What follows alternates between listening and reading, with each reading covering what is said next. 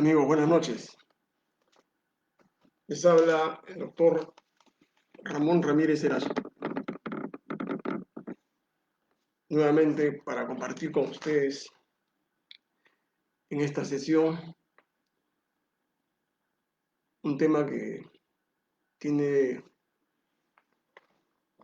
relevancia e interés público porque tiene que ver con una suerte de la legitimidad que debe tener un régimen político en un país. Esto está anclado a lo que se denomina, ¿no es cierto?, el Estado social de derecho o el Estado social democrático de derecho o el Estado constitucional. Esto es importante para el país porque es un factor que tiene que ver con la estabilidad del gobierno y más aún en las circunstancias en las cuales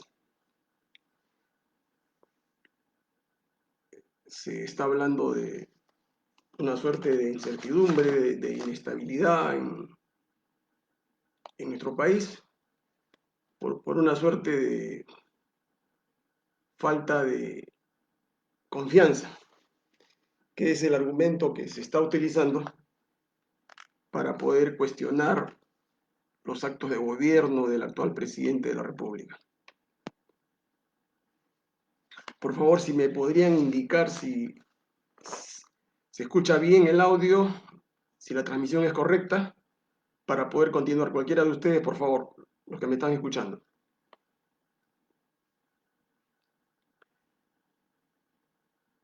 Bueno, el tema de hoy es sobre el poder constituyente, la restauración de la Constitución Política de 1979 y la viabilidad de una eventual o posible constitución, una nueva constitución que se ha querido o se quiere elaborar en los próximos años, porque esto no es tarea de unos meses o semanas, es por lo menos unos 3 o 4 años. Y las implicancias que podrían devenir, ¿no es cierto?, como consecuencia de esta implementación. ¿Qué le conviene al país? ¿Qué le conviene a los peruanos? ¿Seguir en esta incertidumbre en la que nos encontramos o tener estabilidad y resolver los principales problemas que tiene el Perú? Esa es una situación que el presidente Castillo tiene que definir en las próximas semanas. Por una sencilla razón. El asunto de Abimael Guzmán, el senderismo, el Movadef, según mi criterio, está terminado. A raíz de la muerte del jefe de esta organización terrorista. Esto es la lógica de la historia, no solamente en el Perú, es la lógica de la historia mundial. Por una sencilla razón. Estos movimientos terroristas, por la forma como están estructurados, tienen una suerte efímera cuando generalmente cae el jefe o cabecilla de la organización. Esto se ha visto en Alemania con las bandas rojas, se ha visto en España, se ha visto en Italia, se ha visto en Nueva Camboya con los Mes Rojos, acá en América Latina con los Tupamaros y con una serie de movimientos contestatarios. Entonces, para mí, el problema del senderismo de Abimael Guzmán está terminado en el Perú. Ingresamos a un nuevo periodo histórico. Pero en este interín, lo que le preocupa a muchos ciudadanos es qué va a pasar con el Perú, porque estamos viendo que hay una suerte de inestabilidad política, económica y de tipo legal, constitucional. Voy a ocuparme de la inestabilidad, en este caso constitucional, legal, que interesa. Más adelante trataré el problema de la parte económica. Fíjense, ¿qué cosa es lo que se discute? ¿Cuál es el meollo del asunto? Porque ya el presidente Castillo y los parlamentarios de Perú Libre esta semana han presentado un proyecto de ley para poder implementar una reforma de la Constitución y que les permita convocar una asamblea constituyente. Y de esta manera redactar una nueva Constitución que sustituya a la Constitución de 1993 que fue dada por el Fujimontesinismo. Esta semana ustedes han visto que han desplegado lo de Perú Libre, una consigna, una orden en casi todas sus bases para acelerar la recolección de firmas a nivel nacional. Hay tres, en estos momentos, hay tres vías que están usando. Me parece que lo están usando en forma paralela, para ver si le falla una vía, usan la otra, y así por el estilo. La vía congresal, la vía que están usando con este proyecto de ley presentado por un congresista, creo que se llama Alex Pérez, me parece es el nombre, es de aceptar el aro, pasar por el aro de la Constitución fujimontesista y reformar el artículo 206 de la Constitución para poder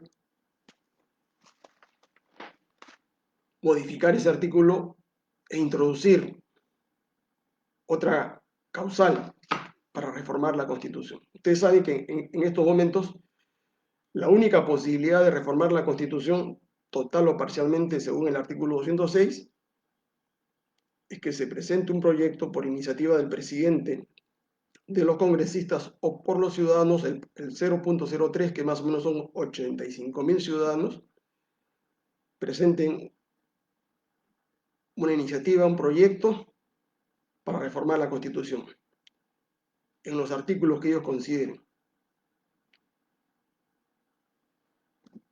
Esa posibilidad es la que está tomando en estos momentos Perú Libre. Pero paralelamente ustedes han visto que hay otro grupo de congresistas impulsados por el señor Bermejo para ir a una segunda vía, una segunda forma, que es lo que se llama el referéndum constituyente directo, es decir, recolectar 2,5 millones de firmas más o menos y pedir a la OMPE y al Jurado Nacional de Elecciones que convoque a un referéndum para que el pueblo se pronuncie y diga, ¿no?, si es viable o no, digamos, una asamblea constituyente. Es el segundo camino que han escogido. Y un tercer camino, ¿no?, es el que, para mí, ¿no?, es el más viable, es el más legítimo, es el más corto y el menos costoso porque nos costaría 0 soles, que es la restauración de la Constitución Política de 1979. Los otros proyectos, las otras vías que se pretenden usar, nos costarían más o menos un promedio de 500 millones de soles cada, en cualquiera de las dos vías que acepten, porque tiene que haber tres sucesivas consultas al electorado, conforme les voy a explicar.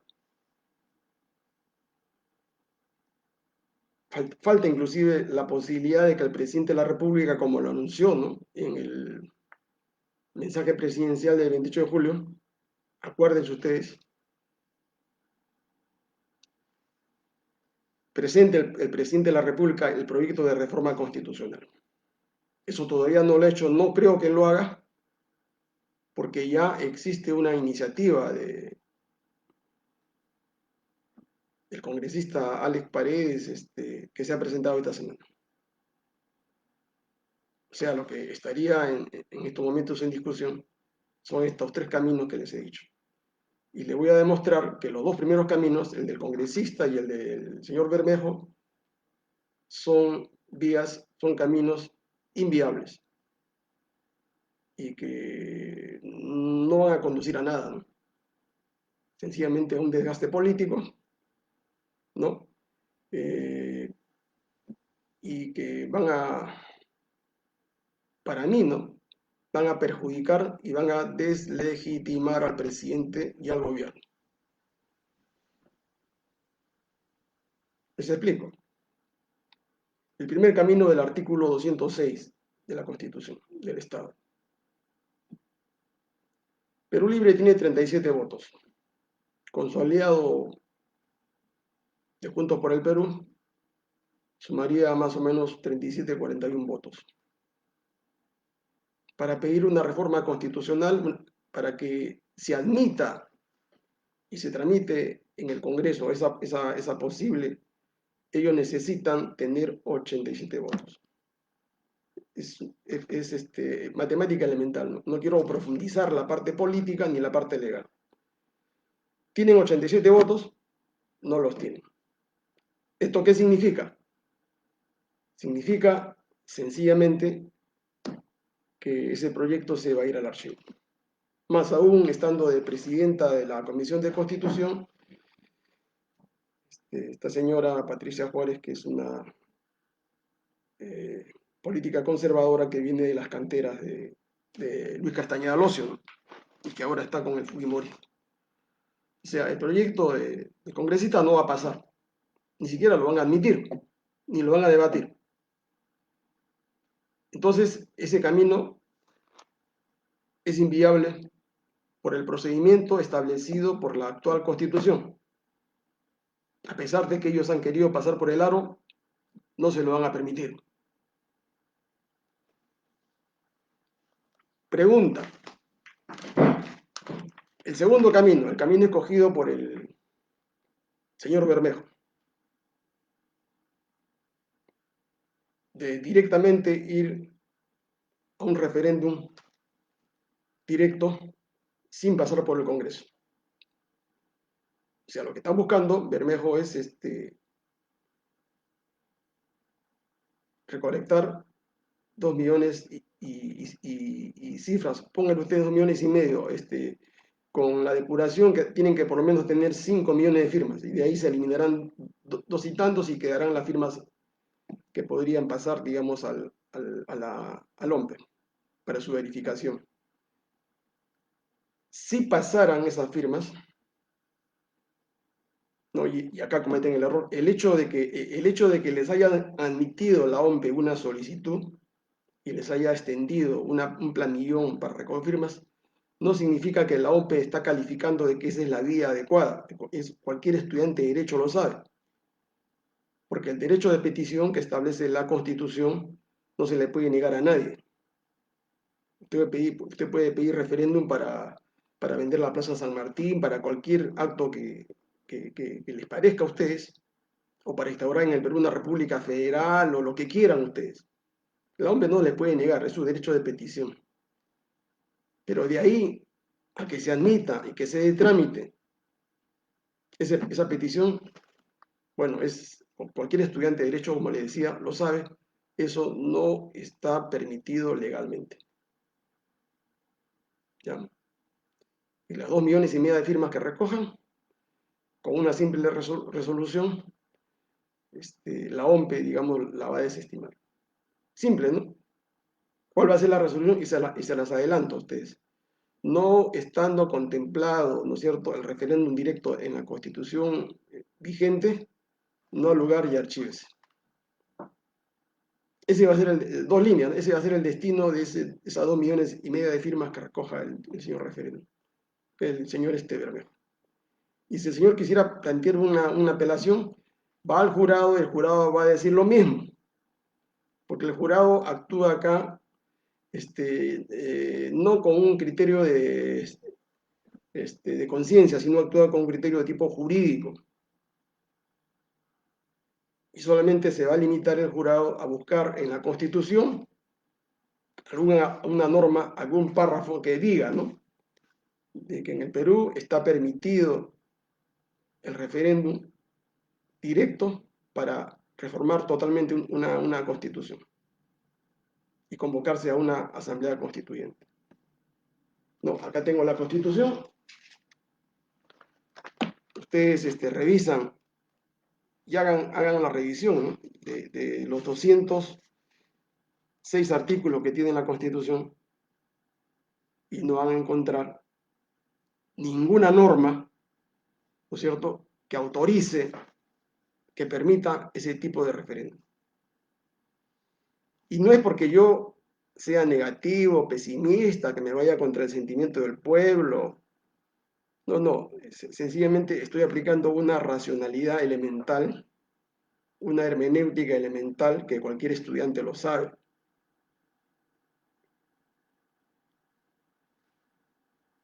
Todo lo que no está prohibido está permitido.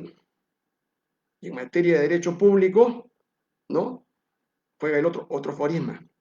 En derecho público se aplica otro principio, que los derechos, ¿no es cierto?, que se invocan tienen que estar contemplados en la Carta Fundamental. En la Carta Fundamental no está contemplada esa posibilidad. Por lo tanto, la petición que se haga, digamos, en ese sentido, no va a ser amparada. El artículo 206 señala claramente que toda reforma constitucional debe ser aprobada por el Congreso, ¿no?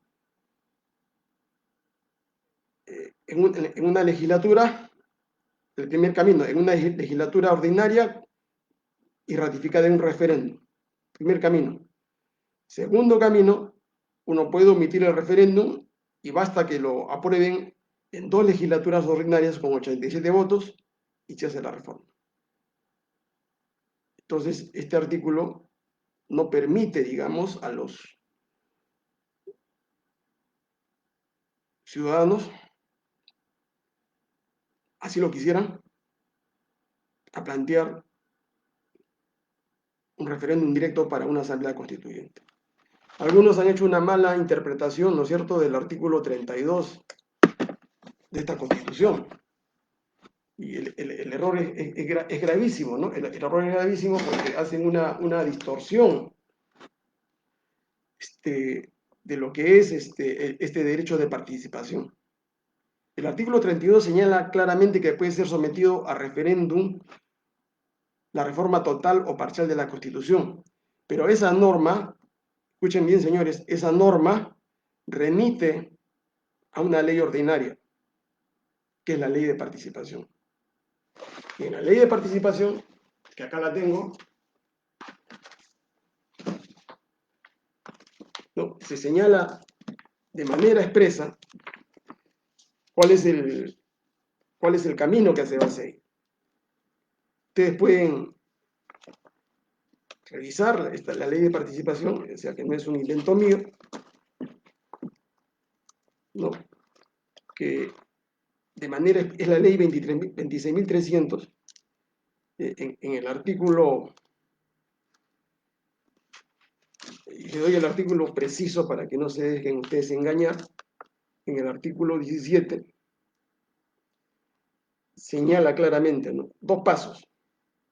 Artículo 17, 2 pasos. Primero, una cosa es el derecho de iniciativa de la reforma de la Constitución, parcial o total. Dice, ¿no?, 0.3% de firmas, 85.000 ciudadanos.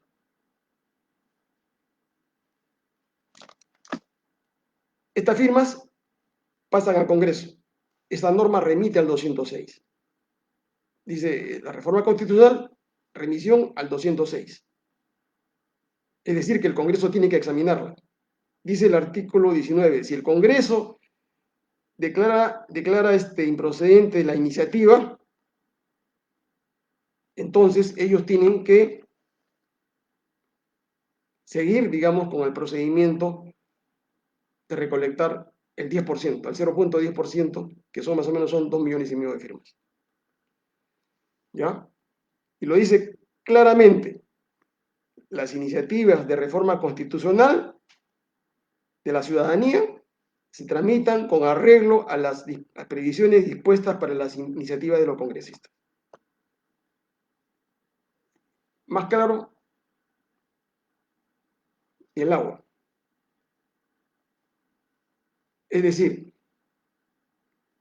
que no hay posibilidad, por el artículo 32 de la Constitución, hacer un referéndum directo para convocar a una asamblea constituyente.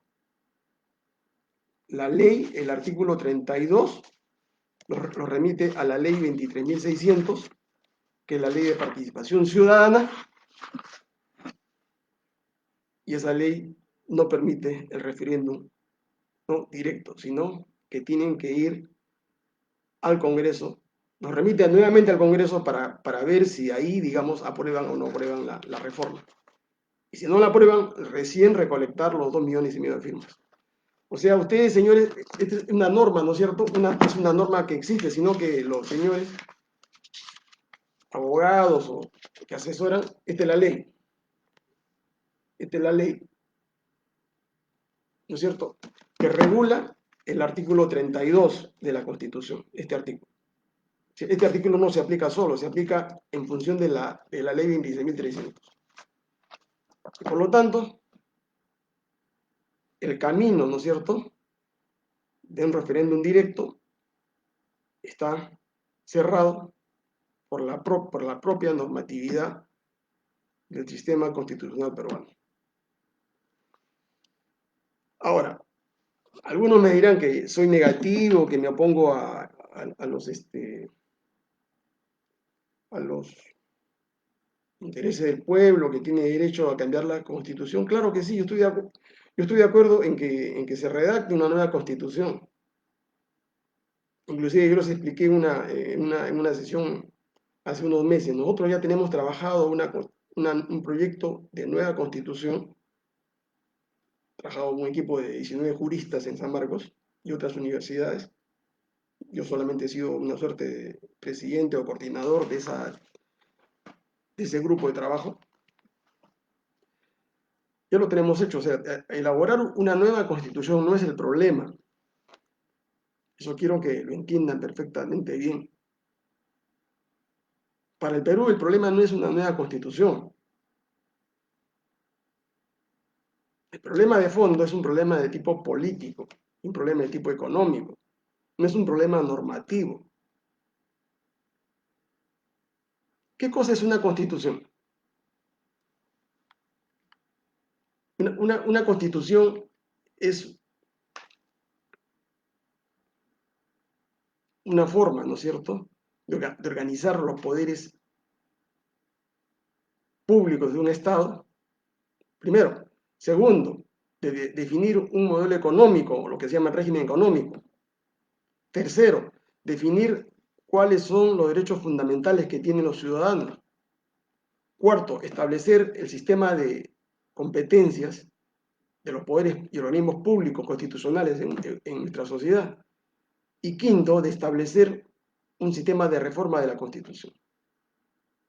La Constitución es un instrumento, no es un fin en sí mismo, es un medio. ¿Es un instrumento para qué?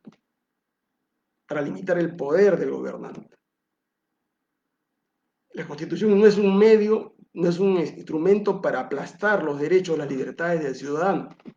No es un medio para que se perpetúe en el poder una cúpula política. No es un medio para oprimir a los ciudadanos. Es un instrumento ¿para qué? Para darle garantías, ¿no?, para custodiar sus derechos, para darle bienestar, para, como dicen en varias constituciones occidentales, para darle bienestar a todos, para garantizar la felicidad de la mayoría de ciudadanos. Las constituciones se hacen, se elaboran, no para perpetuar un partido único, ni para instaurar una dictadura neoliberal, ¿no es cierto?, que oprime a la mayoría de los ciudadanos. para perpetuar a oligopolios, para poder organizar un régimen de saqueo de las riquezas nacionales. Para eso no se hace una constitución. Entonces, define la arquitectura del poder de una sociedad. Eso es fundamental. ¿Para qué? Para estructurar un sistema de derechos, de garantías, de libertades, para garantizar un modelo económico justo, equitativo. Entonces, ahí hay un asunto, digamos, resuelto. Para mí, ¿no? Es un asunto definido. ¿Que necesitamos una constitución? Claro que sí. ¿Por qué? Porque la actual constitución, que va a cumplir 30 años de vigencia el próximo año, no le ha permitido a la mayoría de peruanos, al 99% de peruanos, a gozar de un estado de bienestar. No ha solucionado los problemas de la pobreza, de la exclusión. ¿A quién ha favorecido esa constitución fujimontesista? A un 1%, ¿no? De grandes corporaciones, de grandes empresas extranjeras y nacionales, a una casta, ¿no es cierto?, minoritaria, ¿no? A una élite que se ha enriquecido y que es la que ideó, financió, impulsó, promovió el golpe de Estado del 5 de abril de 1992. Jamás, jamás se debió elaborar y redactar esa constitución. Algunos me dirán, pero era necesario para combatir el terrorismo y para garantizar el crecimiento económico. No, señores, esta constitución fue elaborada exprofesamente porque ya había sido capturado a Ismael Guzmán el 11 de septiembre del año 92. No tenía sentido hacer una nueva constitución. El terrorismo estaba en una situación de desintegración en el Perú. Entonces, la única explicación no es el terrorismo, la única explicación era la explicación económica. Porque las grandes corporaciones, la gran banca internacional, que es la que domina el mundo, los grandes poderes económicos internacionales, sabían que en el Perú podían imponer violentamente una nueva carta política que definiera un modelo económico neoliberal que favoreciera los grandes negocios que han hecho a lo largo de estos 30 años.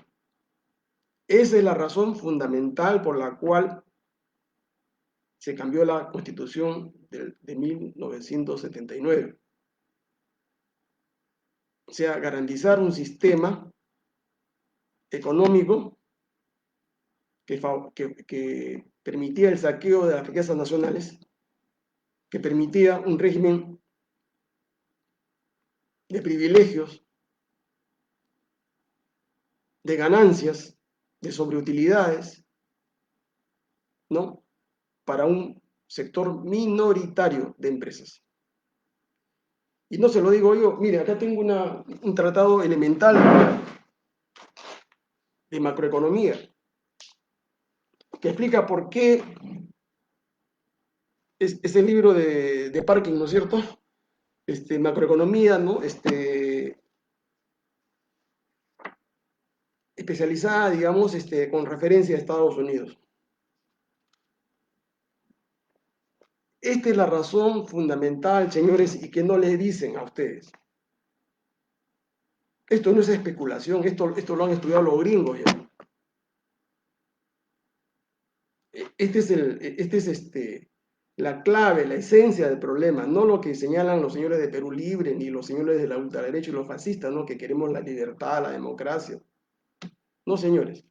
Fíjense, dicen estos economistas norteamericanos. Estoy leyendo la página 90, dice, ¿no? El PBI y crecimiento económico.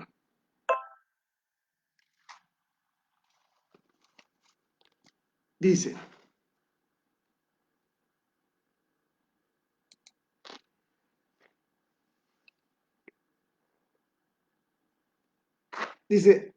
analizando, dice, las cuentas del Producto Bruto Interno y del estado de ganancias, ¿no? En los Estados Unidos y el Perú. O sea, van a ser un paralelo, ¿ya? De cómo es el régimen de ganancias, el régimen de utilidades, de salarios en Estados Unidos y en el Perú. Dice, analizando las cuentas en Estados Unidos y en el Perú, se observa, dice, miren, que los sueldos y salarios en Estados Unidos, escuchen bien, ¿eh? Los sueldos y salarios en Estados Unidos representan el 56,8% del Producto Bruto Interno. 56,8 es sueldos y salarios. O, en otras palabras, dice, o el total de los ingresos de estos factores productivos. ¿Ya? O sea, es más del 50% del PBI es sueldos y salarios, 56 y pico por ciento. Dice, comparándolo, ¿no?, con el Perú, en el Perú los sueldos y salarios apenas, dice, apenas llegan, alcanzan a una quinta parte del ingreso total. Es decir, en el Perú, las remuneraciones no llegan ni al 0,23%. Perdón, al 23%. 23%. Mientras que en Estados Unidos es 56,8%, en el Perú, salarios y sueldos es 23%, ni la quinta parte del ingreso total. Dice, y agrega, ¿no? Por el contrario, dice, en el Perú, ¿no? El excedente de explotación, o sea, excedente de explotación es lo que se llama, lo que se llaman las ganancias empresariales. Las super ganancias empresariales en el Perú, dice, representan el 62%. O sea, en el Perú, las inversiones extranjeras, las grandes corporaciones, tienen utilidades y ganancias empresariales del 62% del ingreso total. Dice, en comparación, en contraste, en Estados Unidos, ¿no? El ingreso, ¿no es cierto?, de las corporaciones, sus ganancias corporativas, el ingreso de los propietarios no supera el 22,8%. 62% de ganancias en el Perú, y en Estados Unidos ese mismo empresario solamente ganaría el 22,8%. ¿No? A esto se llama, esta es la brecha, pues la brecha del subdesarrollo. Esto explica, ¿no es cierto?, por qué en el Perú somos inviables. El Perú, eso lo dicen los norteamericanos, ¿no? En el Perú somos inviables económicamente mientras no modifiquemos esa relación de los sueldos y salarios, 56% en Estados Unidos, 22% en el Perú. Y las ganancias, 62,8% en el Perú para las grandes corporaciones. En Estados Unidos, esa gran corporación, si invierte su plata, solamente ganaría 22%. Esa es la explicación, señores, de por qué los neoliberales, ¿no? Los neoliberales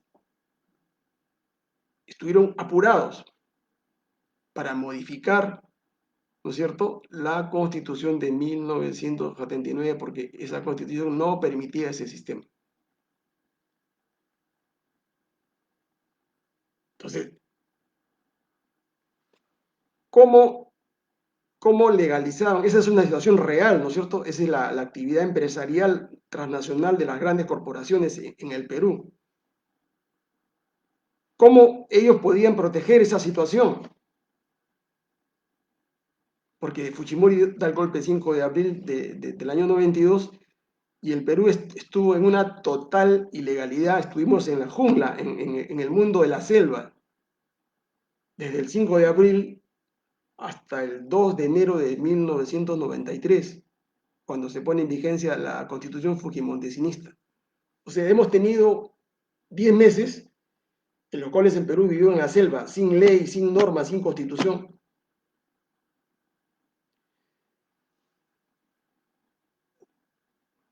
Señores, apliquen el sentido común.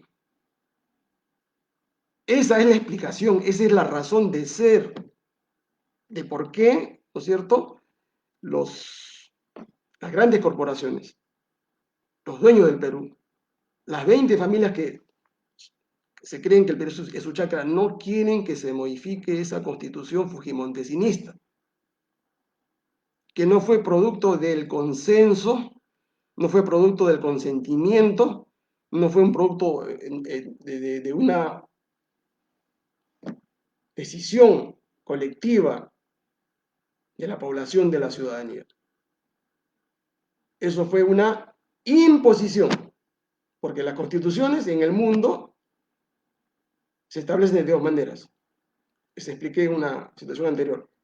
O por el consenso, o sea, las fuerzas políticas, desde la ultraderecha hasta la ultraizquierda, se ponen de acuerdo, porque no pueden vivir en el estado del salvajismo, de la barbarie, tienen que llegar a cierto consenso en aplicación del poder constituyente. Van a una elección, salen los constituyentes y hacen una constitución donde se debaten los intereses de los grupos sociales. O sea, no puede predominar este grupo con todas sus visión, intereses, o no puede primar estos dos grupos, ¿no? Hay un proceso de acercamiento gradual, una suerte de entendimiento o transacción política, ¿no? Producto de la racionalidad, ¿no es cierto?, y de la transversalidad, ¿no es cierto?, de esos intereses. Una vez que se ponen de acuerdo, es que se elabora, se redactan todos los artículos de una constitución. Esa es más o menos la forma democrática. Porque el pueblo, el poder, la fuente del poder que es el pueblo, que es el único que tiene el poder constituyente, que es la fuente natural, legítima, le concede a sus representantes, a los constituyentes, la posibilidad de elaborar la carta política. Siempre ha sido así, ¿no? En las sociedades modernas, si ustedes quieren.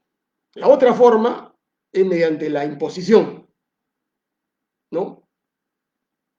Un dictador, un grupo militar, una fuerza armada o un grupo político toma el poder violentamente, como en Chile en 1973, y ellos disponen, elaboran su constitución y se la imponen al pueblo.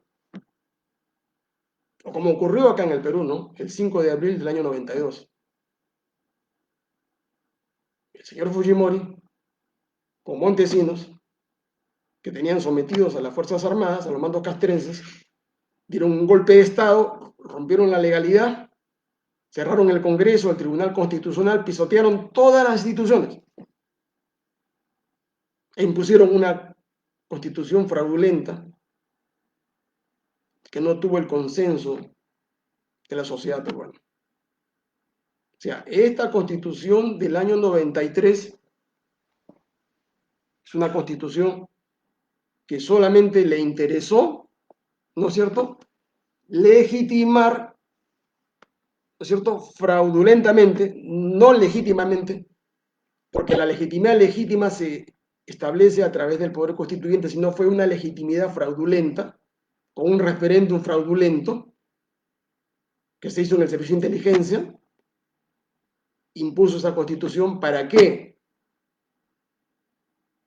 Les he dicho que hay una constitución tiene 5 partes, no para definir el régimen de derechos fundamentales, porque eso estaba escrito ya en la Constitución 79. Eso se permaneció intacto, inclusive se recortó derechos económicos y sociales. No para modificar el régimen de reforma de la Constitución, porque la forma del artículo 206 es una copia del artículo 307 de la Constitución 79. no para modificar el sistema de competencia de los poderes públicos, porque hay poder ejecutivo, poder legislativo, poder judicial, fiscal de la nación, es el mismo sistema de órganos judiciales. Fundamentalmente, ¿no? Fujimori pudo hacer una cosa muy simple, ¿no? Modificar, señores, el capítulo económico de la Constitución del año 79, pero no, sería muy visible, ¿no es cierto? Y tendría que haber seguido el camino de la Constitución 79. No, el golpe de Estado se dio fundamentalmente, ¿no es cierto?, para imponer, digamos, ese modelo económico que está acá, ese régimen de saqueo, ¿no es cierto?, de que en el Perú todas las grandes corporaciones se llevan el 62% como utilidades, ¿no? Mientras que en su país, en Estados Unidos, solamente podrían tener 22%. Fíjese, 66% ganarían en el Perú o 22% en Estados Unidos. Pero tenían que legalizar, tenían que constitucionalizar eso. No lo podían hacer a través de una ley ni un decreto supremo, ni a través de una resolución, no, no, no. Eso tenía que tener rango constitucional. Y ustedes me dirán por qué. Tenían que darle rango constitucional al capítulo económico, o sea, el modelo económico neoliberal del artículo 58 al artículo 65. Esa es la madre del cordero. Esos 6 artículos son los artículos que le interesó a esta mafia, a estas grandes corporaciones, para poder constitucionalizar el régimen de saqueo en el Perú, que se ha implementado en estos 30 años y que les ha permitido tener sobreutilidades, como lo dice el libro de Parkin, ¿no es cierto?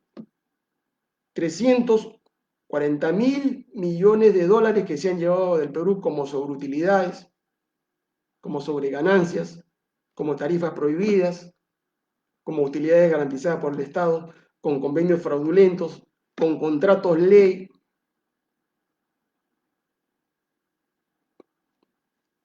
Y para eso necesitaban constitucionalizar, digamos, todo ese sistema de saqueo. ¿Por qué no? Ellos pensaban, si lo ponemos en la Constitución, esto no podrá ser demandado en ninguna Corte Suprema del Perú, ni en el Tribunal Constitucional. Eso no lo puede tocar nadie.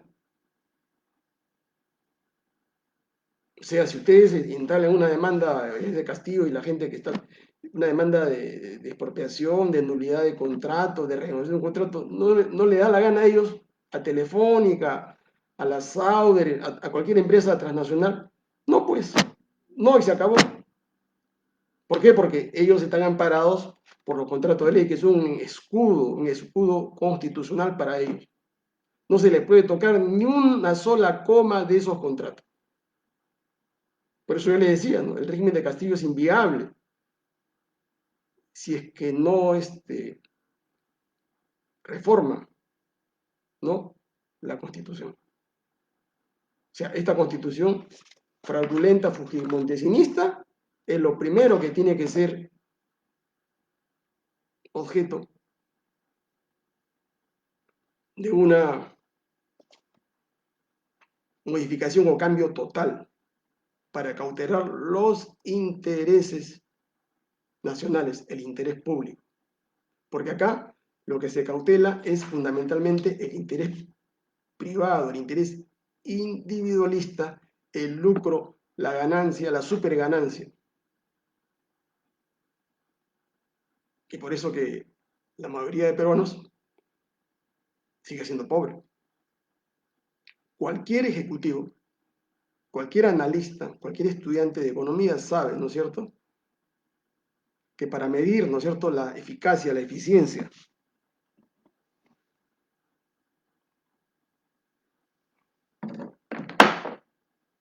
de alguna institución, lo que hay que hacer es evaluar sus 2 primeros años, lo que se llama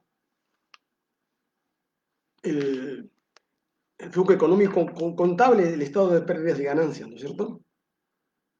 Pregunta, si en 30 años ustedes han observado de que el Perú, en lugar de crecer, el Perú ha involucionado, el Perú no ha tenido, ¿no es cierto?, desarrollo económico sustentable. ¿El Perú ha habido crecimiento económico? Claro que sí, pero el crecimiento económico no es sinónimo de desarrollo, es uno de los requisitos para el desarrollo. Porque hay que ver el problema de la distribución y tercero, el problema de la sostenibilidad, ¿no es cierto?, de ese crecimiento. O sea, no, ha habido crecimiento cuantitativo que ha favorecido, ¿no es cierto?, a los intereses transnacionales y las grandes corporaciones y no ha favorecido al 99% de peruanos. Se ha beneficiado un 1%, ¿no es cierto?, de grandes empresas, de burócratas, la casta política, la casta empresarial, y por eso que ellos, ¿no es cierto?, dan su grito al cielo, ¿no?, cuando se trata de modificar este sistema. En ese periodo del año 93 a la fecha, más o menos el stock de deuda de inversión extranjera ha oscilado entre 28.000 a 30.000 millones de dólares, que es lo que hipotéticamente han traído las grandes corporaciones, mineras, telefónicas. Pero ha salido del Perú 340.000 millones de dólares como sobreganancias, cosa que no consigue Telefónica ni en España, ¿no?, ni las empresas americanas en Estados Unidos, porque ahí su promedio de ganancia es, como les acabo de decir con el libro de Parkin, 23 a 25%. Salvo la bolsa, ¿no?, donde la bolsa se hacen operaciones fraudulentas, pero que tiene otra explicación.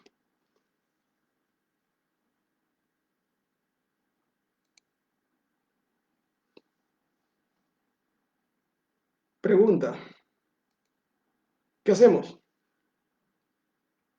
El camino que Cerrón, que Castillo, que Bermejo, que Perú Libre está siguiendo, ¿es el camino correcto?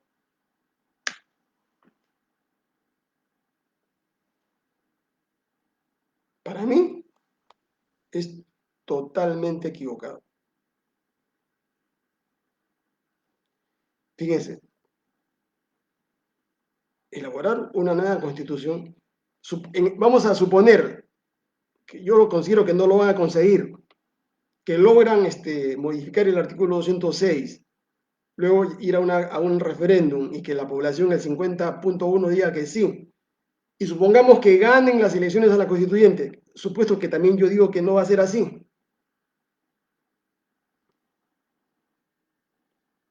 Supónganse que eso ocurre el 2024, 2025. Supónganse ustedes que se dé la constitución, el 2025, la nueva constitución. Pregunta, ¿no? ¿Cómo quedan, cómo quedan los contratos suscritos por los diferentes gobiernos? Mala,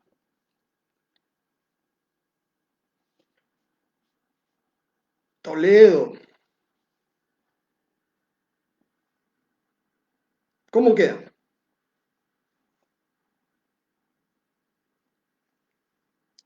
Ellos están legalizando, ¿no es cierto?, todos los contratos de concesión, de peaje, todo lo que se ha hecho, están legalizando.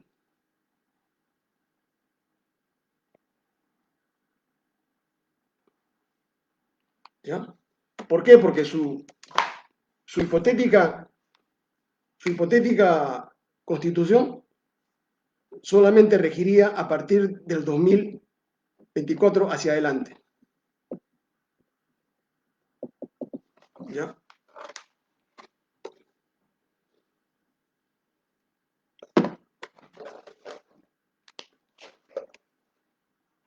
El año 92, se elabora el año 2024. acá se han firmado contratos por cerca de 30.000 millones de dólares en este periodo. ¿Qué es lo que están haciendo Cerrón, Castillo? Están legalizando todo este saqueo, todo este robo que se ha hecho a los peruanos. ¿Ya? Le están dando agua bendita. Contrato de concesión en ese periodo, en esos cerca de 30 años, tienen valor. Y su constitución, si lo logran hacer en el 2024, solamente regiría hacia adelante. Porque las constituciones no son retroactivas, o sea, no van hacia atrás. Y si ellos quisieran hacer esa retroactividad, perjudicarían a los peruanos porque nos demandarían a nosotros. ¿Ya? Esa constitución no puede ser retroactiva. Regirá del 2024 hacia adelante.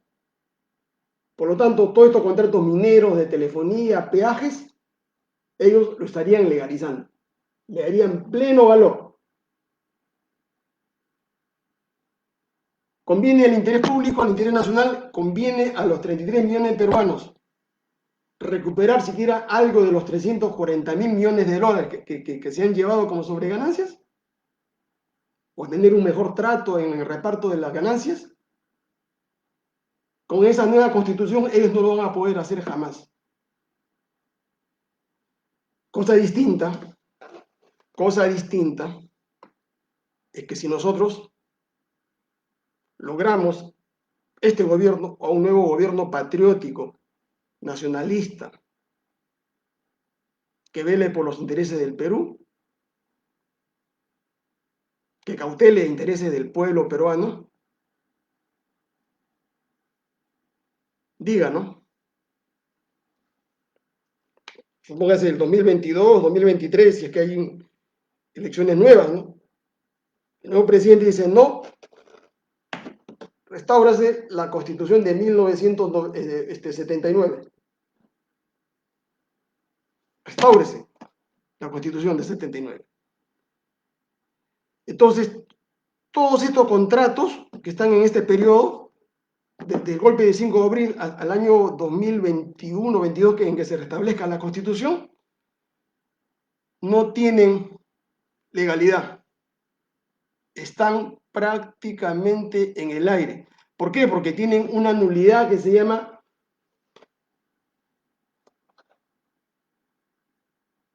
nulidad ipso iure. Nulidad ipso iure. O sea, son nulos desde su nacimiento, desde que se firmaron. Y no tienen defensa.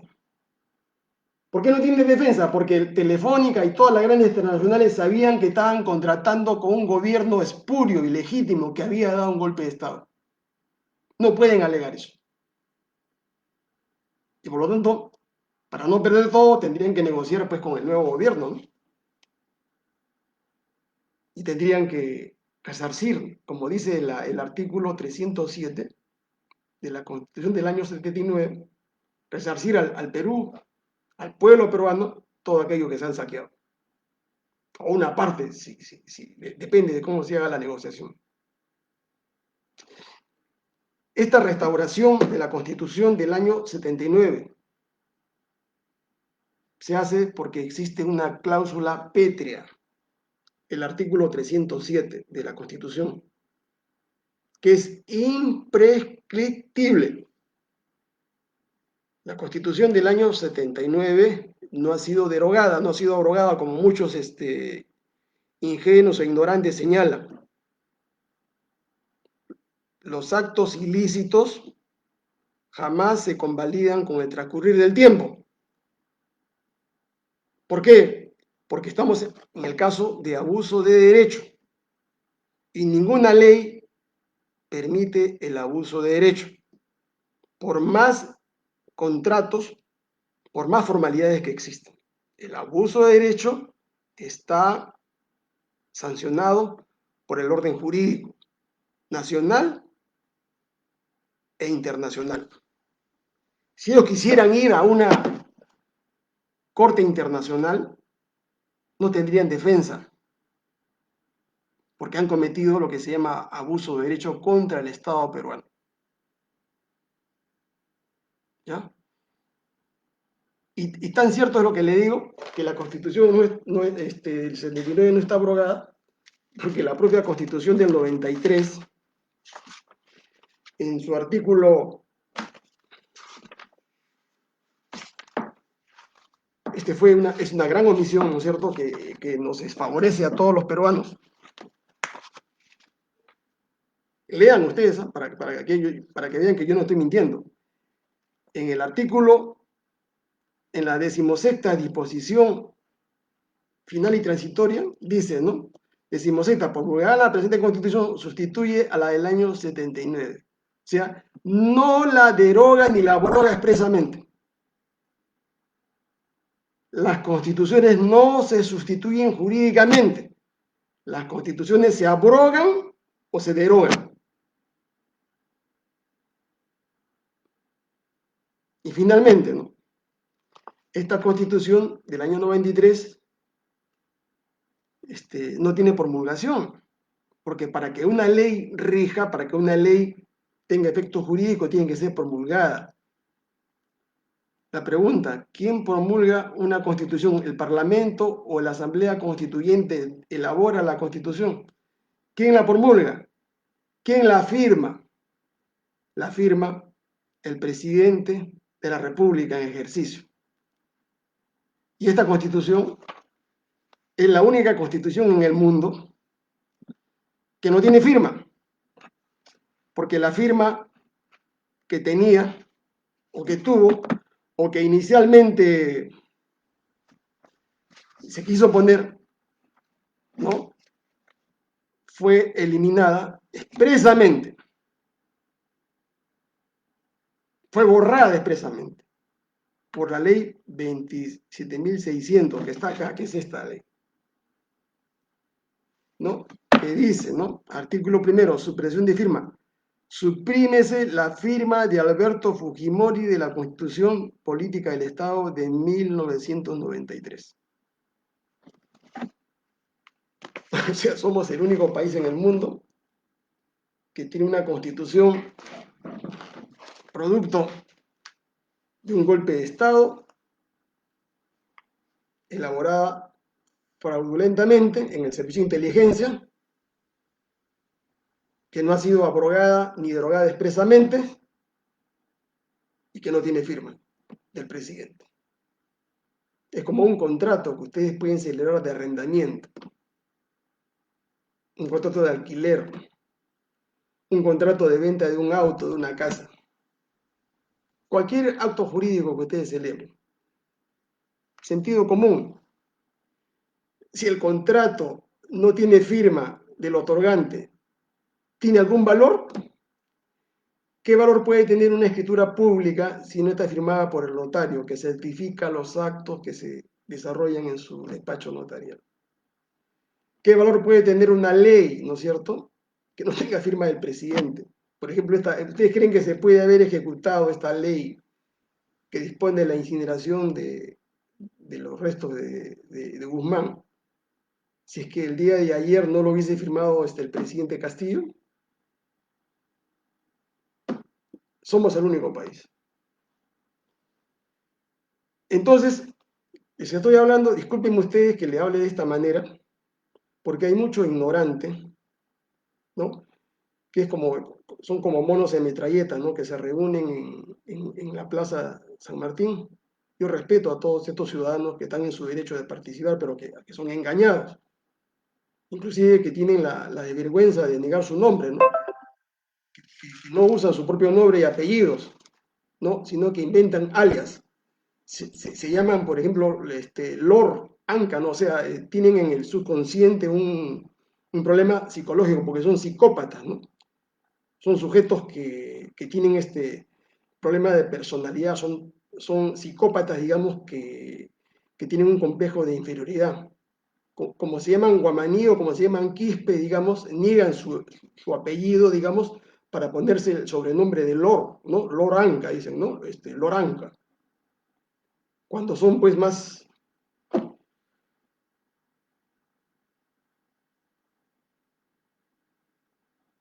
gente que no tiene conciencia de lo que hace, pero difaman, difaman y difaman.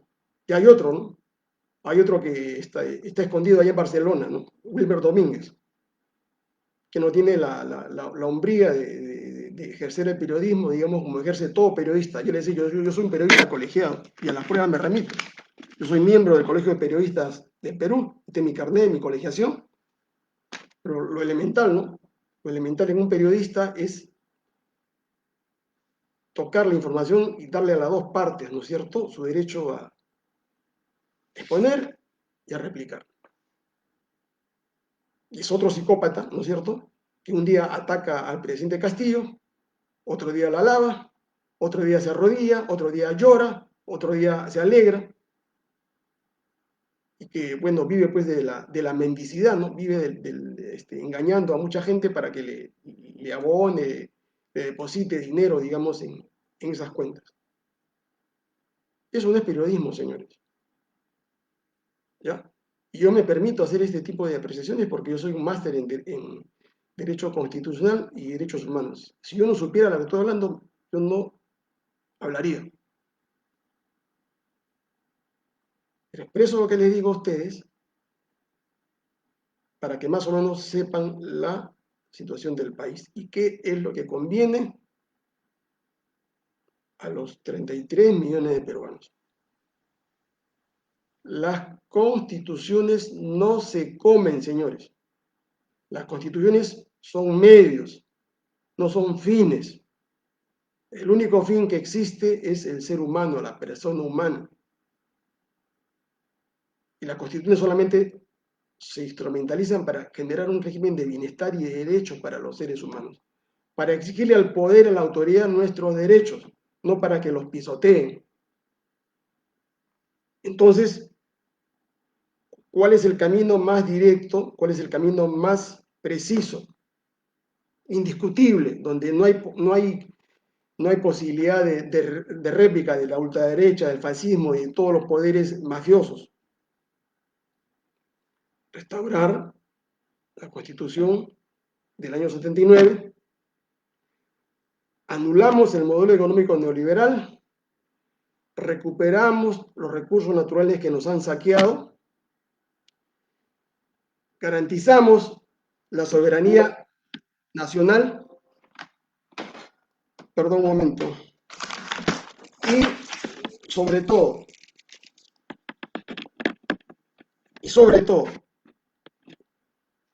lo más importante,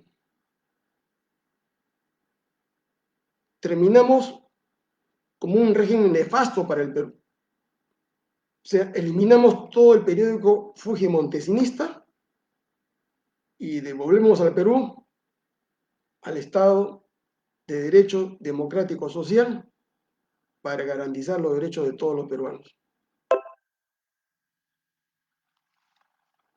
Pregunta, ¿no? ¿Es posible restaurar la Constitución de 79 a pesar de que han pasado, esto se restauró se implementó el año 80 por Belaúnde? Han pasado 40 años. Claro que sí. Eso es absoluta y totalmente viable. Porque esa Constitución fue producto de un consenso político, no fue imposición. Yo ya lo he explicado muchas veces. Estuvieron las fuerzas de ultraderecha y la ultraizquierda en la Asamblea Constituyente, presidida por Haya de la Torre. El que lo haya presidido Haya de la Torre es un simbolismo, lo puede haber presidido Hugo Blanco, Javier Descanseco o cualquier otro constituyente. Eso no es lo importante. Lo importante es el producto, lo que se tradujo en esa carta política. Y en esa carta política se garantiza un modelo económico no neoliberal, sino un modelo económico de economía plural, donde el Estado puede hacer actividad empresarial y puede promover empresas que le garanticen el bienestar a peruanos. No necesitamos estatizar, no necesitamos crear un pool de empresas, porque le he dicho en una oportunidad, bastan 50 empresas en sectores estratégicos, el resto que lo vean los privados. Esa constitución que fue firmada por todos los grupos políticos en el Perú. Esa constitución que se elaboró luego de una lucha antidictatorial, ¿no?, contra el régimen militar, y donde yo participé. O sea, yo tengo mis galones, me corrí la cancha en esa oportunidad. O sea, no es una dádiva del gobernante. Y murieron mucha gente en esa oportunidad, muchos trabajadores, muchos estudiantes. No como ahora, ¿no? Porque en esa época disparaban a matar, ¿no?, los militares, porque no había derecho, no había constitución, no había nada. No habían derechos humanos. En cualquier momento era uno detenido, era deportado al exterior. Te desaparecían. No como ahora, porque tiene plena libertad para hacer toda una serie de parafernalia en la Plaza San Martín y agarrar en las redes. En esa época no era así, señores. Policías agarraban, te metían a un patrullero, te metían a la maletera y te desaparecían. Entonces se recuperó la democracia, se recuperó derechos fundamentales, no se recuperó el derecho de los peruanos a tener una economía más o menos sostenible, que es distinto, ¿no es cierto?, a la mala política económica que hicieron Belaúnde y Alan García en su primer gobierno. El problema no fue de la Constitución. El problema fue de que en esos 10 años, del 80 al 90, el mundo pasó por una crisis de la deuda externa, que el mundo y el Perú, digamos, estuvo en una coyuntura, ¿no es cierto?, de inestabilidad económica mundial. Y en el Perú, que eso estaba reforzado por el crecimiento del terrorismo, digamos, en esas épocas. Y las malas políticas económicas que aplicó Belaúnde y que aplicó Alan García llevaron a la crisis económica del año 90, ¿no?, que permitió el ascenso de Fujimori al poder. O sea, no es una mala constitución, no permitió el saqueo. Ustedes comparen, ¿no es cierto?, entre el año 80 al 90, las utilidades, las sobreutilidades que salieron del Perú no llegan ni a 20.000 millones de dólares en esos 10 años. No llegan ni a 20.000 millones de dólares. En el periodo 92 al 2020, 340.000 millones de dólares salieron del Perú como sobre ganancias sobre utilidades. Porque en la Constitución de 79 pues no hay contratos ley, no hay renuncia a la soberanía, no hay sometimiento al arbitraje al CIARI, que es del Banco Mundial. No existe posibilidad, ¿no es cierto?, de que los recursos naturales no sean controlados por el Estado, como ahora, ¿no?, que el gas se lo llevan sin mayor control. No había prohibición para que el Estado ejerza actividad empresarial.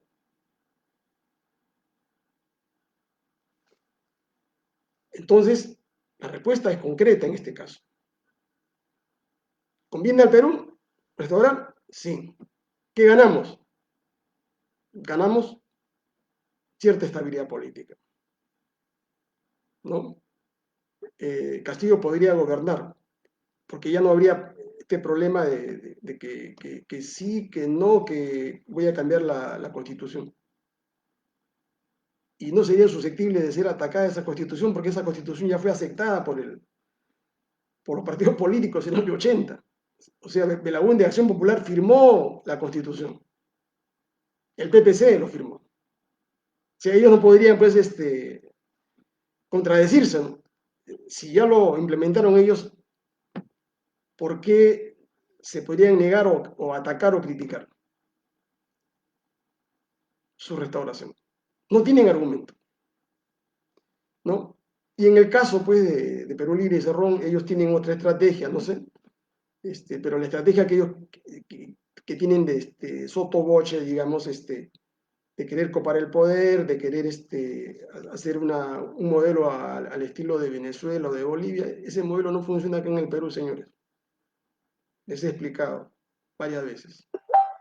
El modelo venezolano, como el modelo cubano, es inaplicable, inviable en el Perú. Están soñando ustedes. El modelo cubano proviene luego de una guerrilla, ¿no es cierto?, de 8 años, de una lucha frontal, una lucha armada frontal contra los grupos dominantes en Cuba, inicialmente apoyada por los norteamericanos, así como apoyaron inicialmente a los talibanes, inicialmente contra los rusos, y inicialmente los americanos apoyaron a la guerrilla castrista. Luego, cuando Castro llegó al poder, los americanos quisieron manejarlos y Castro se negó, ahí viene el rompimiento. Viene el bloqueo y todo lo que ustedes saben.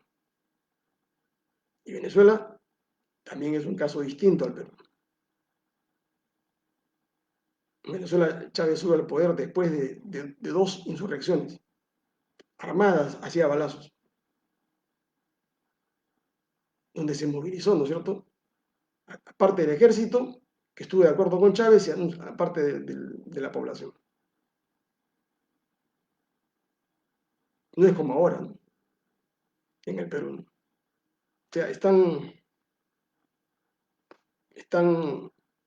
pensando una estrategia fuera, digamos, de la racionalidad política que hay en el Perú.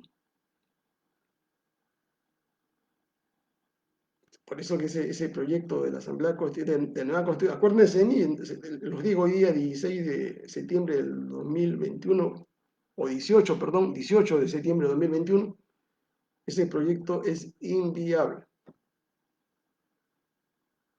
Y pasarán 2 o 3 años, si es que no es vacado Castillo antes, y Castillo caerá del 40% al 30, al 20%, digamos, y al final tendrán que dejar el gobierno, porque están perdiendo el tiempo, ¿no es cierto?, en una estrategia que no es posible hoy.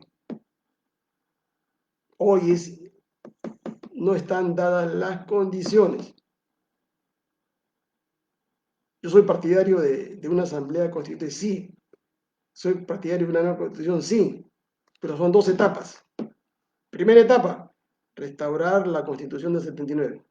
No es perfecta, claro que no es perfecta. Tiene muchos problemas, pero es mucho mejor que la actual.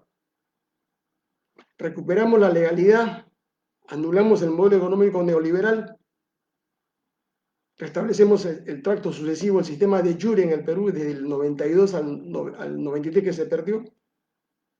Revisamos todos los contratos que se firmaron en esos 30 años. Damos estabilidad, gobernabilidad al país. El Perú va a tener más ingresos, el gobierno va a tener más ingresos para hacer obra, para desarrollar algún tipo de industria en el Perú, que es la tarea fundamental. Y luego convoca pues al pueblo, ¿no?, si quiere elaborar una nueva constitución, en buena hora. Vamos a una constituyente, pero no en la situación actual, ¿no?, donde ellos van a perder. Van a ir por lana y van a salir trasquilados. Es la ceguera, ¿no?, de siempre, esta gente que no entiende, no escucha, no racionaliza, y como son dogmáticos, persisten en el error, ¿no?, hasta caer en el abismo.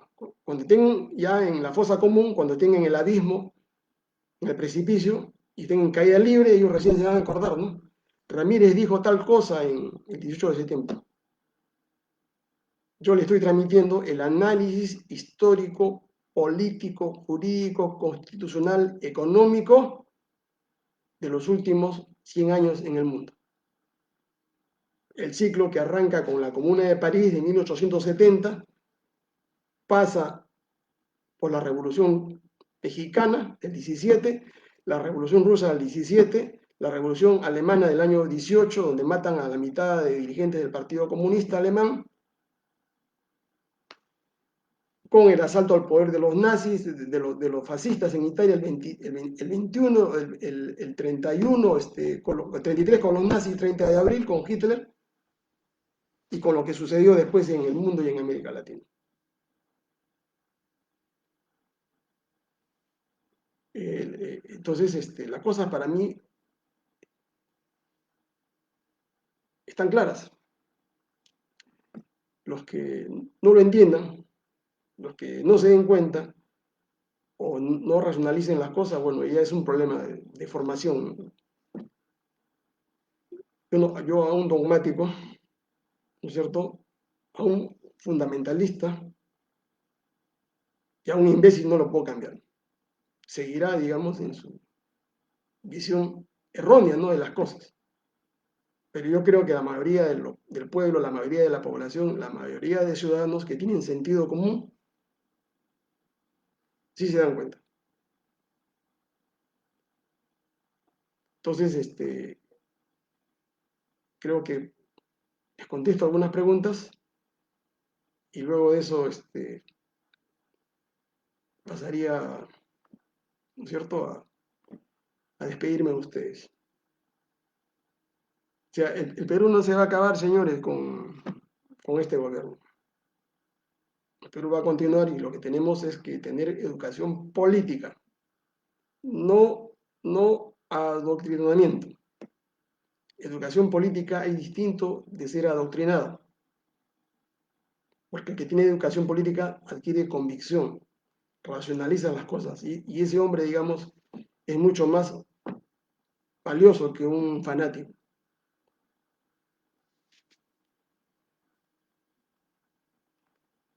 Bueno, vamos a ver algunas preguntas.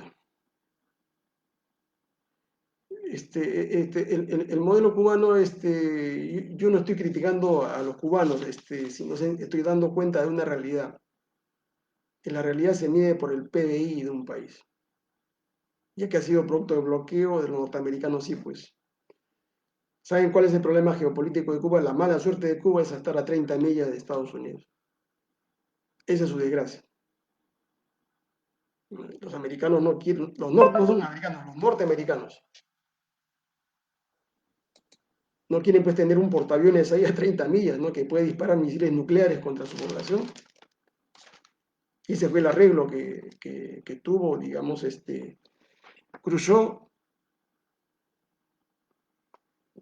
Nikita Khrushchev, cuando se produjo la crisis de los misiles, ¿no?, en el año 62, con Kennedy. Yo retiro los misiles de Cuba, de La Habana, tú retírame los misiles que me has puesto en Turquía, que apunta a Moscú. Así de simple. Retira los misiles y no invadas Cuba, porque Estados Unidos ha podido invadir Cuba militarmente y pudo haber hace mucho tiempo derribado a Castro, ¿no?, pero tenía un compromiso con los rusos en esa época.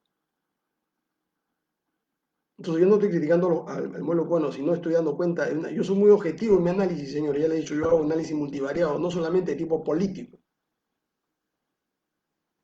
Tengo alguna ventaja porque soy además economista, no, y abogado y politólogo. Y entiendo, digamos, esto es como trabajar con un microscopio electrónico o con un microscopio mecánico. Yo trabajo con microscopio electrónico, o sea, tengo más posibilidad de observación, de análisis. A otro pues le gustará trabajar con microscopio mecánico o con lupa, ¿no? Son dos cosas distintas, ¿no?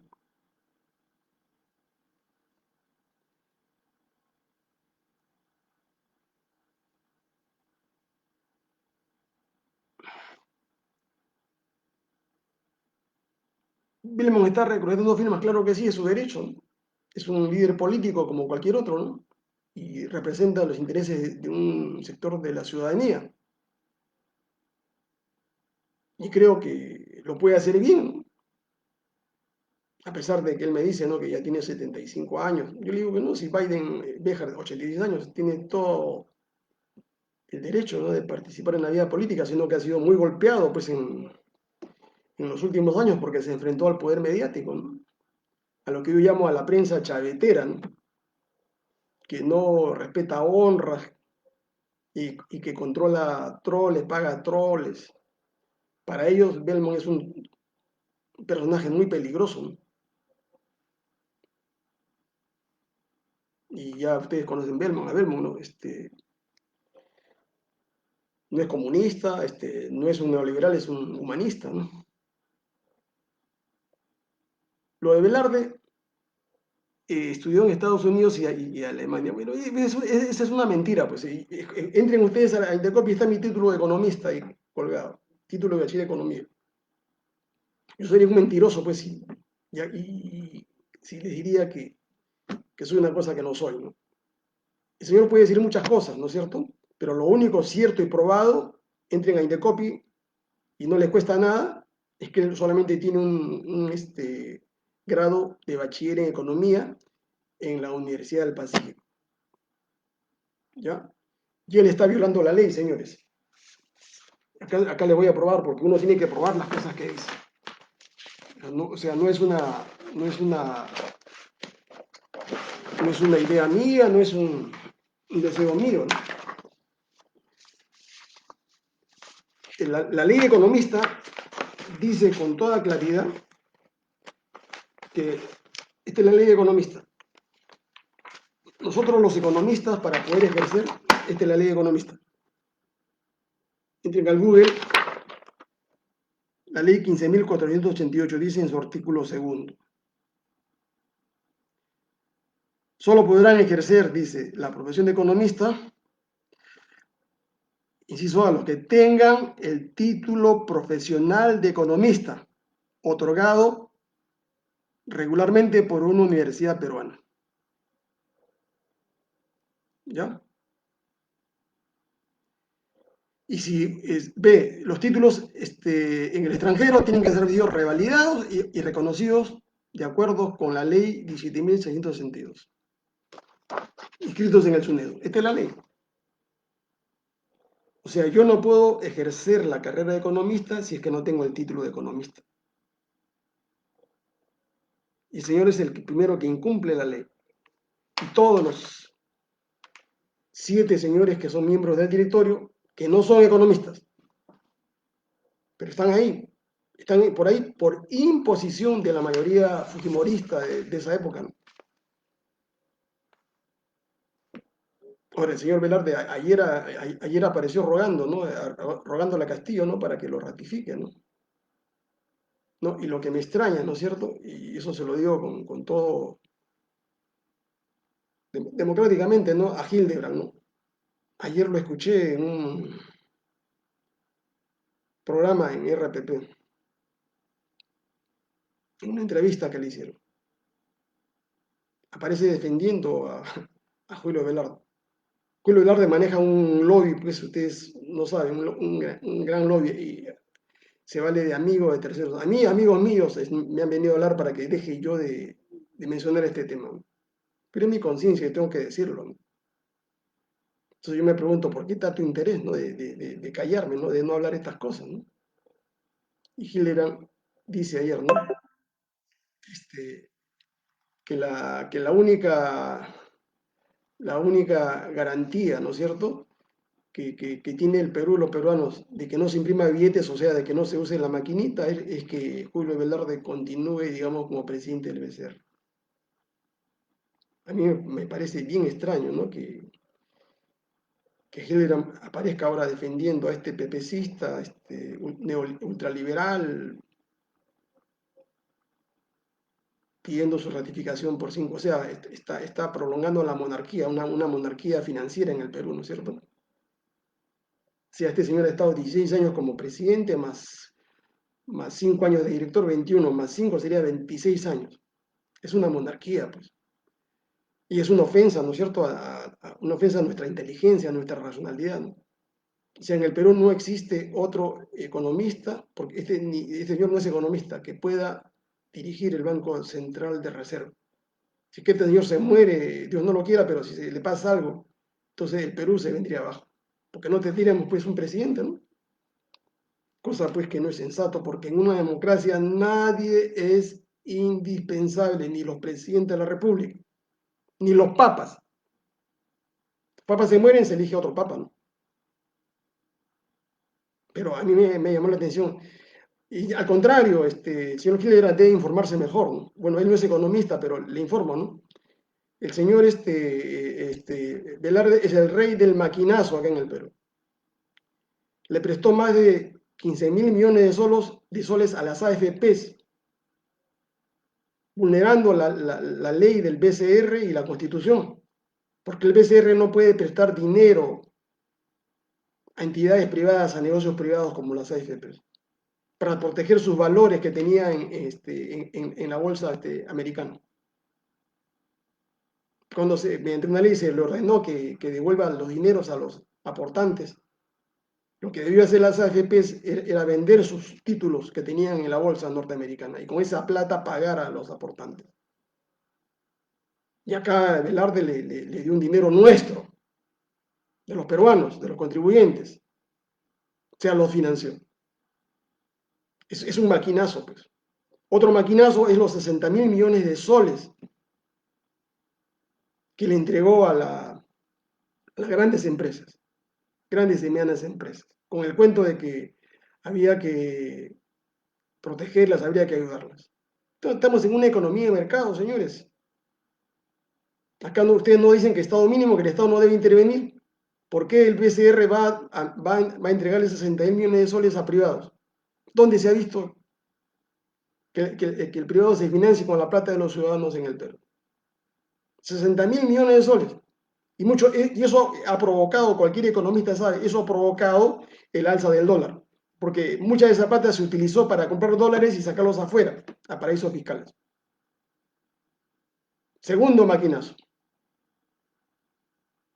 Tercero, señor ha permitido durante cerca de 15 años que no se regulen las tasas de interés. O sea, la tasa de interés han cobrado en el Perú 110, 120% de intereses. Cuando la ley mandaba que el Banco Central de Reserva regule esas tasas, ponga topes. Recién ha puesto los topes hace 3 meses atrás, una vez que fue conminado por el Parlamento a que cumpla con su obligación. Recién las ha puesto. Pero durante 15 años hemos vivido la ley de la selva acá, ¿no? En el sistema bancario. Han cobrado el interés que le ha dado la gana. Han matado, digamos, las economías de miles de peruanos. Les han embargado, les han rematado sus casas por deudas.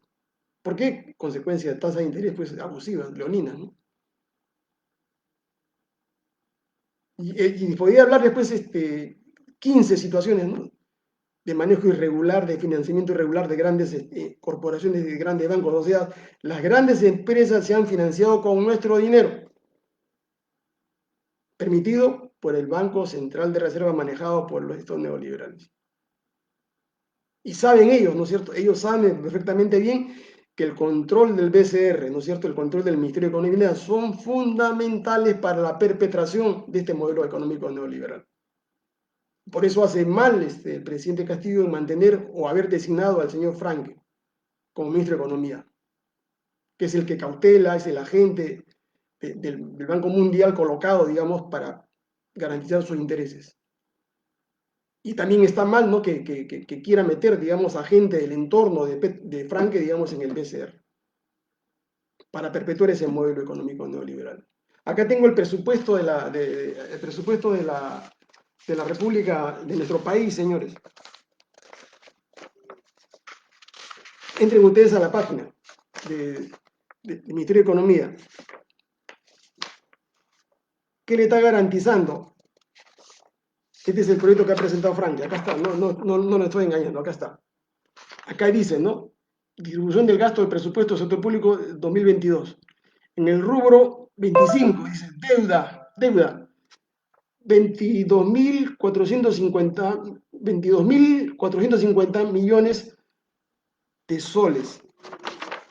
El señor Franke, al igual que lo que hizo Vizcarra y Sagasti, le está garantizando, ¿no es cierto?, el pago a toda la banca internacional.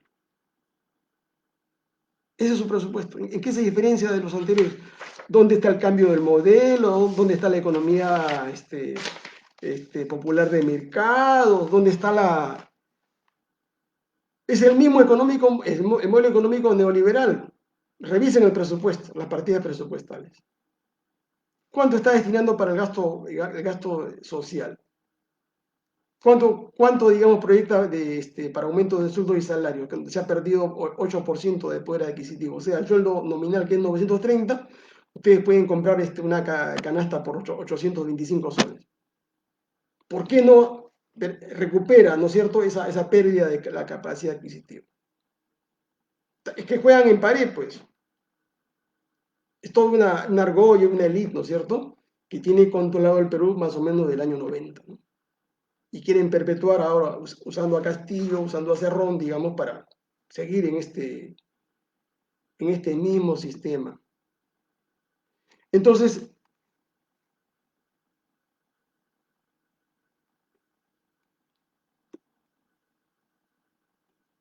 y si quieren ustedes propicien un debate con el señor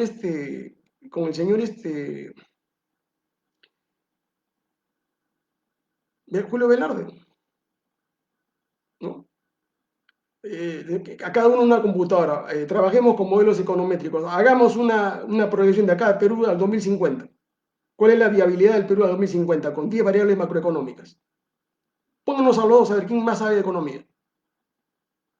Porque el señor no maneja, señores, modelos econométricos. Al señor le hacen todo el trabajo y el señor lo que hace, como buen relacionista público, hace su conferencia de prensa y comienza a hablar con su PowerPoint, ¿no es cierto? Yo podría poner acá PowerPoint, ¿no es cierto? Acá tengo miles de diapositivas, ¿no? Pero prefiero darle la cara a ustedes, mirarlos a ustedes y agarrar una pizarra artesanal para decirles las cosas, ¿no? Porque esa es la forma, ¿no es cierto?, de transmitir una idea, un conocimiento. Yo lo emplazo públicamente. Cuando quiera, donde quiera, digamos, hacemos un debate público sobre la situación económica del país, su viabilidad, el estado de bancarrota en la que ha dejado al país. Y que eso de que es el mejor banquero del mundo es una mentira. Eso es puro marketing. ¿Ya? Que hacen pues toda la gran banca internacional, los dueños del Perú, digamos, y toda la prensa chavetera, ¿no?, que es la que lo apoya a ellos, ¿no? Entonces, para ellos el BCR es un chakra, es un feudo, ¿no?, con el cuento de la autonomía. Eso es mentira. Es un negocio privado para ellos.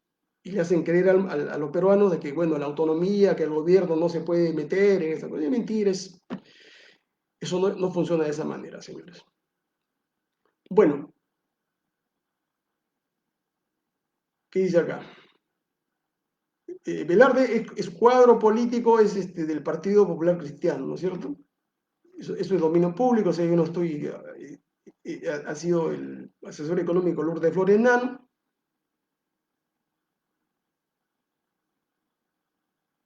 ¿no? Entonces, y a todos aquellos idiotas, ¿no?, pagados que hablan de que la Constitución del 93 nos sacó de acá del Perú del atraso, es mentira.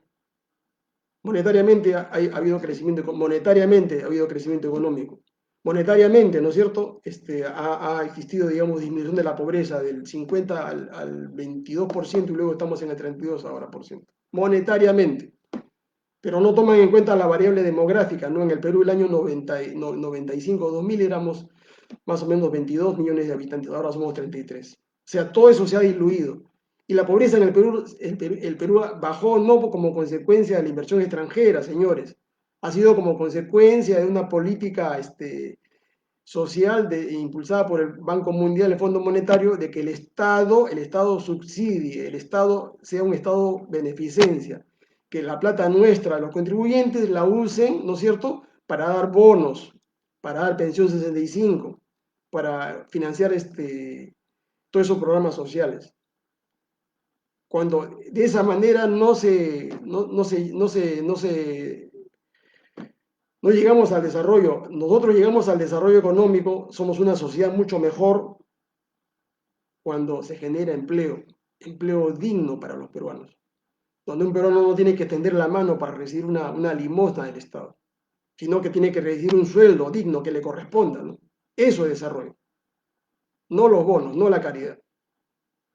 Los bonos por excepción, por situaciones excepcionales como la del COVID podría ser, pero eso no es una política permanente para bajar la pobreza. Te doy a ti una pensión de $250, ya no eres pobre. O sea, el Estado interviene ahí para decirle que 500.000 peruanos que reciben pensión 65 y ya no son pobres. Pero quítale esa pensión, digamos, vuelven a ser pobres. O sea, esas políticas no son sostenibles en el tiempo, pues. Ya. Entonces, caballeros, ¿qué más dice acá?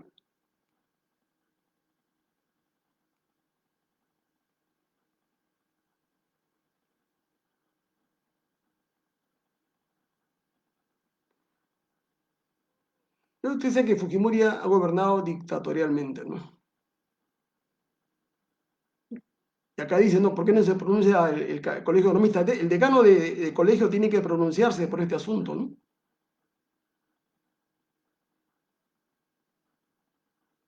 Si Castillo cambia a Velarde no era así para, no, al contrario. Acá hay una cosa interesante, no se la voy a decir completamente, pero nosotros hemos ensayado ya un modelo econométrico, ¿no es cierto?, para poder hacer un choque productivo de inversiones en el Perú. El efecto inmediato, ¿no es cierto?, de la salida de Velarde va a ser que el dólar se estabilice en 4 y luego con tendencia a la baja, a 3,80, 3,90. Porque ya no existe factor de incertidumbre. Porque en economía, ¿no? Se juega mucho con la psicología. Yo soy doctor en psicología, miren, y les explico. Esto se llama un problema de expectativas. ¿Qué cosas son expectativas?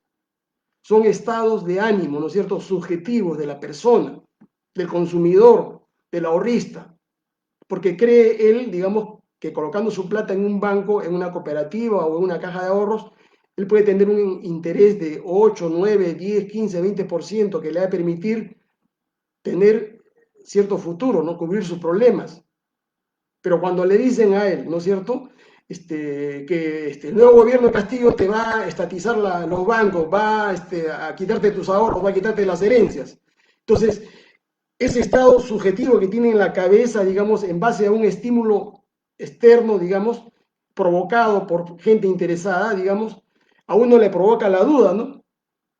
Y acá racionaliza las cosas y aplica lo que se llama la ley de la pérdida mínima.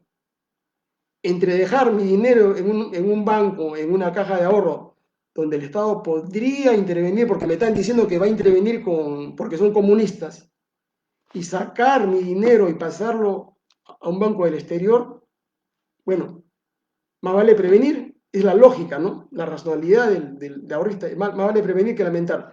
Saco, digamos, mi dinero y lo coloco afuera. Acá en el Perú ganaba yo 8, 9, 10%. Acá en el exterior estaré ganando un 1%. Gano menos, pero según su racionalidad, tengo seguridad. No voy a perder ese dinero. Ya, eso se llama una crisis de expectativas, ¿no es cierto? Que juega con estímulos, ¿no es cierto?, que generan un estado de incertidumbre, lo que llaman falta de confianza. ¿Cómo se elimina esa incertidumbre? El Estado peruano, el gobierno, ministerio y el BCR demuestran que el Perú tiene suficientes reservas como para poder garantizar el pago, ¿no es cierto?, de cualquier transacción monetaria en dólares o en cualquier otra moneda extranjera. Y garantiza que el Estado peruano no va a tocar los ahorros. Y se acabó el problema. ¿Y de quién es la tarea? La tarea es del BCR. Y no lo ha hecho hasta ahora.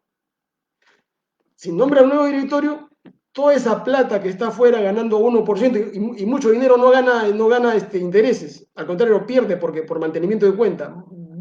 Abran ustedes la página de Wall Street Journal, ¿no es cierto?, para que vean cuánto le está pagando interés a inversionistas extranjeros. Esa plata va a regresar al Perú. O sea, va a haber una oferta mayor de dólares y el tipo de cambio va a bajar a 3,80, 3,70. O sea, y les digo, ¿no? Y de ahí se puede implementar políticas monetarias de reactivación. Una cosa es la política monetaria de reactivación y pues, se pueden implementar políticas fiscales desde el Ministerio de Economía y Finanzas. ¿Para qué? Para empezar un crecimiento económico inclusivo, sustentable en el tiempo. Un empleo masivo para mucha gente.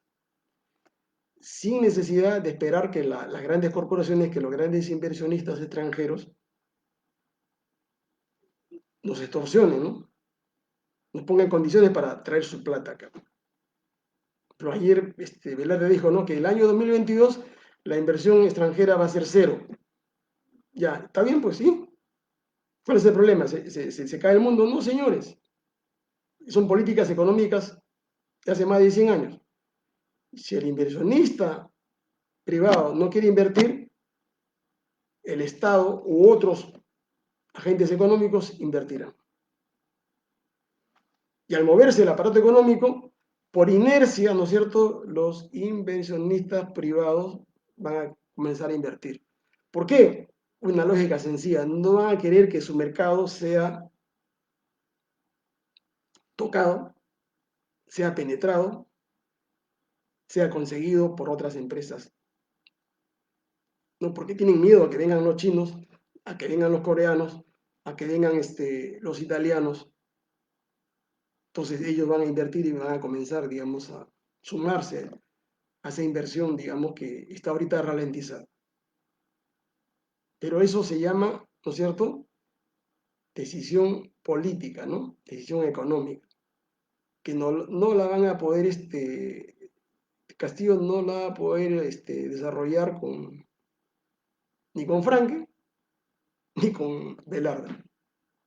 Y va a ir de mal en peor. Dicen acá, eso de que Castillo se reunió en el extranjero, no pasa nada, señores. Esa reunión que ha tenido con Carlos Slim ya está colocado en el Perú, ya tiene claro. ¿Qué otra inversión podría hacer? Si están en una competencia así brutal, claro, con Entel Chile, con la Vitel Vietnamita, con la Telefónica Española. ¿No? Eso es para la foto, ¿no? Ahí lo que le ha prometido Slim es pues regalarle a través de su fundación pues algunas becas, ¿no? Pero inversión fuerte, digamos, es inversión en industria, ¿no es cierto? Es en tecnología de punta, ¿no es cierto? En tecnología de información, en biotecnología, en satélite, en lo que se llama industria pesada, ¿no es cierto? En maquinarias, en automóviles. Eso tiene otra conceptualización. O sea, irá a hablar con Biden. A Biden no le interesa el Perú, señores. Ya, los gringos están en otro problema ahora. Su problema fundamental ahorita es con los chinos, ¿ya? Y ahorita con los franceses, ¿no? A quienes les acaba de quitar unos contratos que tenía de construcción de submarinos, ¿no? Les ha quitado unos contratos que tenían los italianos con los australianos. Y hay un problema ahí de geopolítica mundial. ¿Por qué? Porque Francia va a querer perforar la OTAN, ese tratado que tiene de defensa militar europea, ¿no? Porque lo acusan de traición a los americanos, al haber boicoteado ese gran contrato multimillonario, ¿no? O sea, a Biden le importa poco lo del Perú, señores. Por eso que se ha retirado de Afganistán. Tiene problemas internos muy serios, tiene una deuda pública astronómica, 31 trillones de millones de dólares, ¿ya? Que es superior a los 25 trillones de su PBI. O sea, Estados Unidos debe más de lo que produce. ¿El Perú qué representa? El Perú solamente es 0,25 trillón, o sea, menos de un trillón. Ellos tienen otro problema, ¿no? O sea, lo que consiga en Estados Unidos es muy poco. Hay otra forma, ¿no es cierto?, de entrar a hacer un show de inversiones, donde hay que contratar pues un aparato logístico, ¿no es cierto? Y ahí tienen que trabajar las embajadas con lobbies internacionales, ¿no es cierto?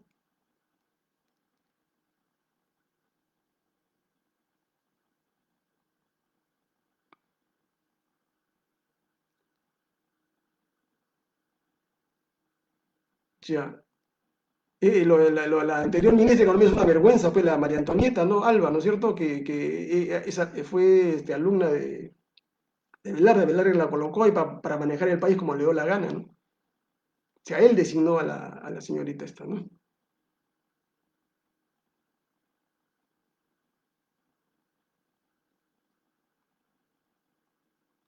Bueno, para ellos pues el Perú es una chacra, ¿no? Y si le tocan la parte, le tocan el bolsillo, señores, van a dar el grito en el cielo, ¿no?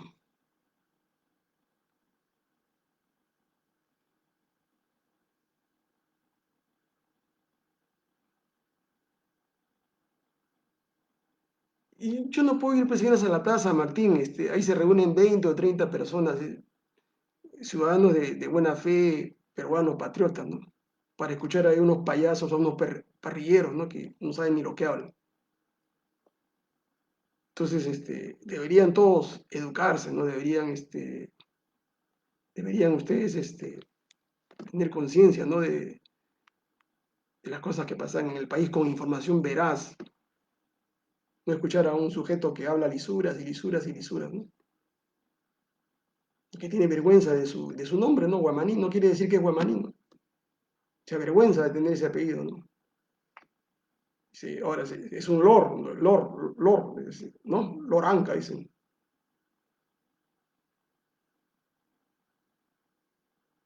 Bueno, creo que estuvo bien por el día de hoy. Cualquier cosa, podemos conversar algunos asuntos que quedan pendientes sobre la crisis económica. El asunto de Sendero que Ayemael, digamos, para mí está liquidado. Veamos ahora, pues, ¿no? Vendrá la censura del ministro de Trabajo, no tendrá posibilidad de plantear cuestión de confianza, pero eso lo veremos en el curso de la semana, señores. Cualquier información que adicional a la presente la podríamos ver la próxima semana. Les agradezco la atención y creo que les sirva esto para que ustedes tomen sus decisiones. Muchas gracias. Buenas noches.